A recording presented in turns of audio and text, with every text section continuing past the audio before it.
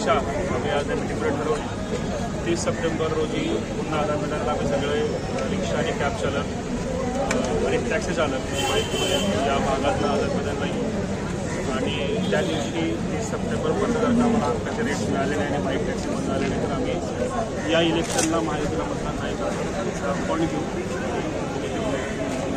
महाराष्ट्रात टेस्ला कारची चर्चा होते, टॅक्सी बांधव अख्खा लहान मुलं बरोबर ते चर्चा होते की टेस्ला कार नक्की आहे कशी आणि किती रुपये हे लोकांच्या मनात संभ्रम आहे.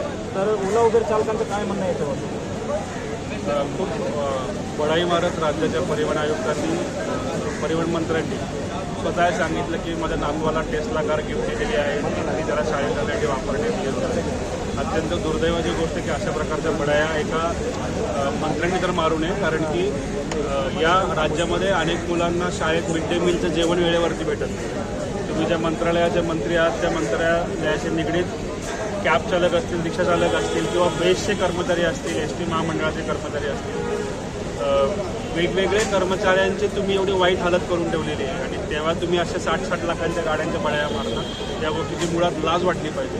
म्हणून त्यांना आता संपूर्ण महाराष्ट्रातले सर्व चालक बांधव परिवहन मंत्र्याचं टेस्ला मंत्री म्हणून ओळखतील आणि त्यांना टेस्ला मंत्री नावानेच बोलवतील. हे तुम्ही आजपासून पुढे बघता.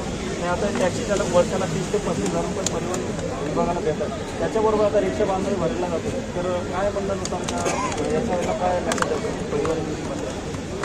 परिवहन मंत्रालय आता उरलेलंच नाही आहे. ते ओला उबेर रॅपिडो मंत्रालय झालेलं त्याच्या प्रकारचं बोर्ड पण आमच्या लोकांनी आज तिकडे तिथे मंत्रालयाच्या ऑफिसवरती लावले आहेत. कारण की हे मंत्रालय कुठल्याही प्रकारे सामान्य नागरिकांसाठी काम करत नसून हे मंत्रालय फक्त कंपन्यांसाठीच काम करते. आता सरळ दिसतंय अनेक नोटिसा, अनेक FIR, अनेक केसेस टाकून सुद्धा तेच मंत्री या आणि तेच अधिकारी या कंपन्यांना पायघ्या टाकत आहेत, रेड कार्पेट ट्रीटमेंट देतात आणि त्यांना प्रोव्हिजनल लायसन्स कुठले डॉक्युमेंट चेक न करतात. तर हे आमचा पहिल्यापासून प्रश्न आहे की सरकार मोठा का कंपन्या मोठ्या, याचं उत्तर यांनी क्लिअर झालं की कंपन्या मोठ्या आहेत, त्याच्यासमोर सरकारची काहीच किंमत नाही. आता समाज माध्यमामध्ये एक न्यूज फिरत आहे की आपलं टॅक्सी बाईकला परवानगी दिली आणि ती टॅक्सी बाईक इलेक्ट्रिक बाईक एका मध्यवर्ती कंपनी आहे.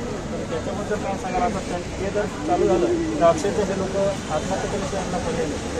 काय हलवणार लोक ऑलरेडी आत्महत्या करतात, अनेकांनी केल्यात. काल पण एकाने बीडचा तो युवक होता आणि राहिला वसईमध्ये होता, त्यांनी पण कॅब चालकाने आत्महत्या केल्याचं आम्हाला आत्ताच मगाशी काही लोकांनी सांगितलं.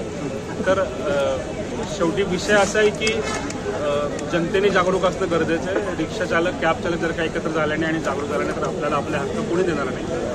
शेवटी आपण फक्त रडत बसलो आणि जर का निषेध नोंदवायला पोहोचलोच नाही तर त्याला जबाबदार सगळ्यात पहिले आपण आहे आणि नंतर हे चोर आहे. चोरी करताना आपण पकडलं नाही तर आपण नंतर म्हणू शकत की आमच्या घरातून चोरी केली. त्यामुळे आता जर का येत्या काही काळामध्ये सर्व रिक्षा आणि कॅब चालक या आंदोलनामध्ये उतरले तर यांची चोरी 100% थांबेल. आणि आता सकाळी जे मीटिंग झाली, मीटिंगमध्ये काय आश्वासन आहे आणि तुम्ही आमचा बोलला की आमच्या मागण्या नाही, आज तर मीटिंग आमची रिक्षा आणि कॅब चालकांची होती.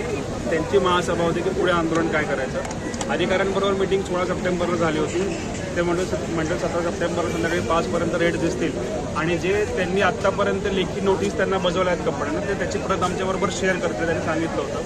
पण ते अजून मिळालं नाही म्हणून आम्ही त्या वाट बघतो आणि जोपर्यंत ते मिळत नाही तोपर्यंत आम्ही इथे जाणार. और कोई है चालक लोग चालक